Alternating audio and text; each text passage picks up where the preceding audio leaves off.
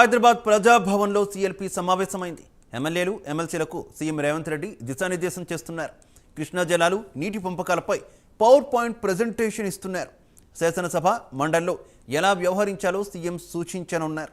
రేపు నీటిపారుదల శాఖపై శ్వేతపత్రం విడుదల చేయనున్న నేపథ్యంలో ఎమ్మెల్యేలు ఎమ్మెల్సీలకు సీఎం రేవంత్ రెడ్డి దిశానిర్దేశం చేస్తున్నారు.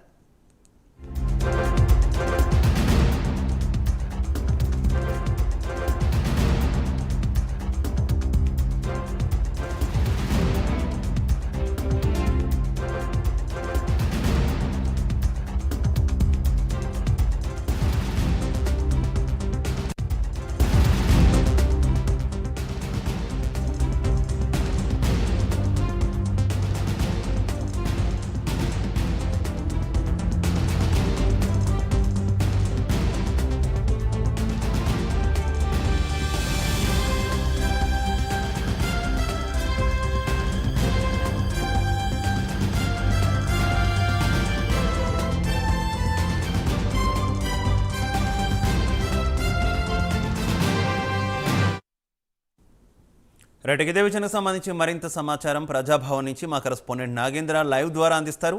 నాగేంద్ర,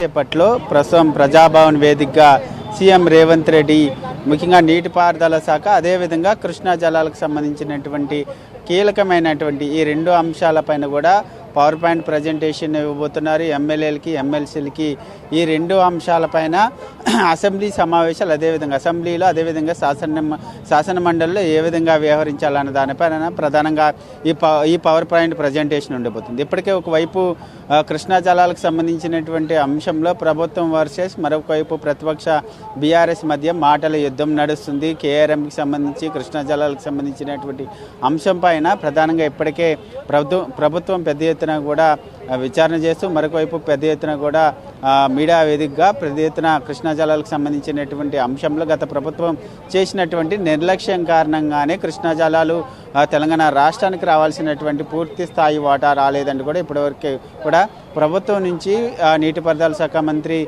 ఉత్తమ్తో పాటు మరొకవైపు సీఎం రేవంత్ రెడ్డి కూడా పెద్ద ఎత్తున చెప్తున్నటువంటి నేపథ్యంలో మరొకవైపు రేపు ప్రధానంగా అసెంబ్లీ వేదికగా నీటిపారుదల శాఖకు సంబంధించినటువంటి అంశంపైన శ్వేతపత్రం రిలీజ్ చేస్తామంటూ కూడా ముందు నుంచి కూడా ప్రభుత్వం చెప్తూ వస్తుంది. దానిలో భాగంగానే రేపు జరగబోయేటటువంటి అసెంబ్లీ సమావేశాల్లో నీటిపారుదల శాఖకు సంబంధించినటువంటి దానిపైన శ్వేతపత్రం రిలీజ్ చేయబోతున్నారు. ఇప్పటికే ఒకవైపు కాళేశ్వరం ప్రాజెక్టుకి సంబంధించినటువంటి అంశం మేడిగడ్డ కుంగుబాటుకు సంబంధించినటువంటి అంశంతో పాటు నీటిపారుదల శాఖలో జరిగినటువంటి అవినీతి అక్రమాలపైన ఇప్పటికే పెద్ద ఎత్తున ప్రభుత్వం ఆరోపిస్తూ ప్రస్తుతం ఆ దిశగా కాళేశ్వరంకి సంబంధించినటువంటి అంశంలోనే విజిలెన్స్ విచారణ సైతం చేపిస్తున్నటువంటి నేపథ్యంలో ఇప్పటికే విజిలెన్స్ ఒక పూర్తి స్థాయి నివేదికను సైతం ప్రభుత్వానికి అందజేయడం జరిగింది. దానిలో భాగంగా ఇప్పటికే కొంతమంది అధికారులను సైతం ఇప్పటికే సస్పెండ్ చేసినటువంటి నేపథ్యంలో ఈరోజు జరుగుతున్నటువంటి మరి కాసేపట్లో జరగబోయేటటువంటి పవర్ పాయింట్ ప్రజెంటేషన్లో ప్రధానంగా ఈ నీటిపారుదల శాఖ అదేవిధంగా కృష్ణా జలాలకు సంబంధించినటువంటి అంశంలో రేపు సభలో ఏ విధంగా వ్యవహరించాలి అదేవిధంగా ప్రతిపక్ష నేతలు మాట్లాడేటటువంటి మాటలకి ఏ విధమైనటువంటి సమాధానాలు చెప్పాలన్న దానిపైన ప్రధానంగా ఈ సమావేశం ఉండబోతుంది. రేపు రిలీజ్ చేసేటటువంటి శ్వేతపత్రంలో నీటిపారుదల శాఖకు సంబంధించినటువంటి అవినీతికి సంబంధించి ముఖ్యంగా ఎన్ని వేల కోట్ల అప్పులు ఉన్నాయి అదేవిధంగా నీటిపారుదల శాఖలో ఈ 10 సంవత్సరాలు ఏం జరిగింది అన్నదానిపైన ప్రధానంగా శ్వేతపత్రం ఉండబోతుంది.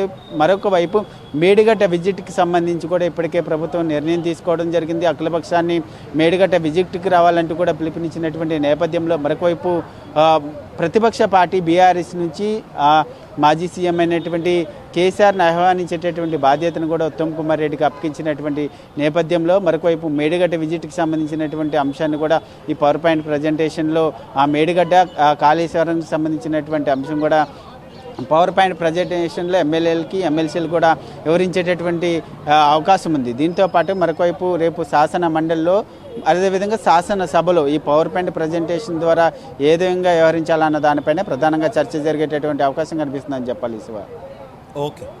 Okay, thank you Nagendra.